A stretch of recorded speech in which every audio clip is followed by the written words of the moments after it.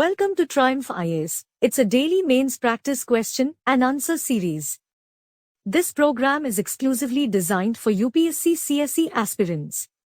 In this video discussion, we will discuss UPSC CSE mains previous 25-year questions. Question number 1. Why is India considered as a subcontinent? Elaborate your answer. Let's start with the introduction of the answer.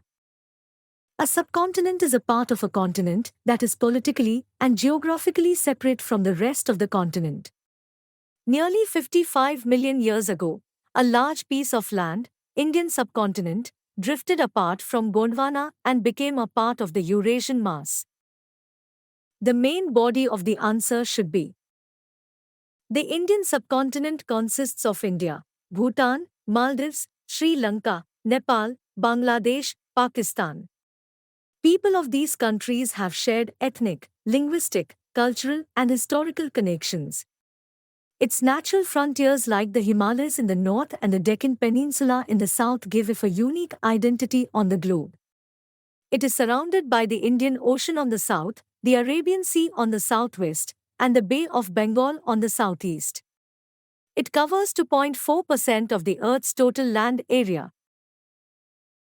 Conclusion of the answer is: India is also one of the oldest civilizations and countries across the globe, with at least 4,000 years of history known through developed and oral documents.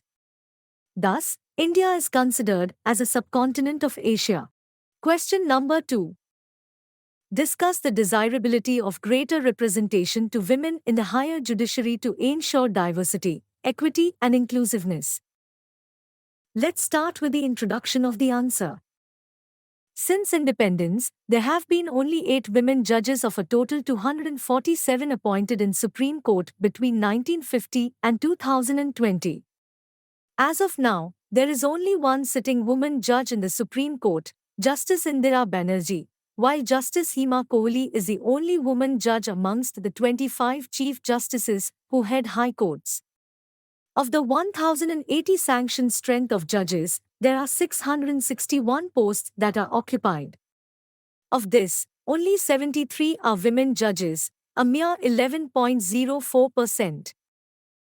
The main body of the answer should be: it is pertinent in the present constrained circumstances with inadequate gender representation in the higher judiciary that after giving due weightage on merit, the number of women judges in the Supreme Court as well as the High Court should be increased so that they are adequately represented irrespective of whether it is the Parliament or the Supreme Court itself which takes the lead to address disproportionate representation of women in the higher judiciary.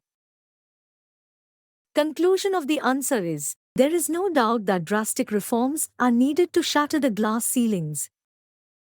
Question number 3.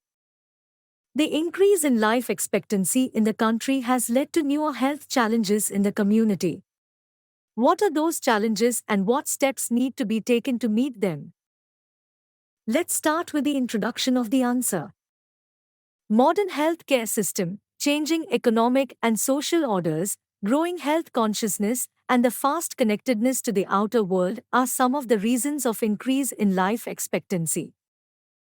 The main body of the answer should be: what are the challenges? Number 1. Provisions of pensions and other healthcare facilities for the elderly citizens are pressuring budgets, while there are increasing demands of employments to the youth. Number 2.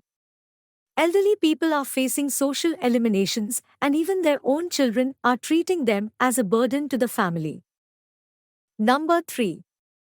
In return, the moral values of societies are decreasing rapidly. Number 4. Poor countries have their other developing challenges. In such a situation, investment on elderlies are often seen as unnecessary. Solutions to the problem with examples. Number 1. To treat elderlies as blessings rather than problem. These people have their lifetime of experiences in almost every crucial challenges of a society. These are valuable experiences which can be converted to utilities. Conclusion of the answer is: materialistic outlook is the reason behind the isolation of the old people. Throwing elderlies into a garbage bag is not a humane way to deal this problem. To recognize and utilize the wisdom and experiences of the elderlies are the best ways forward.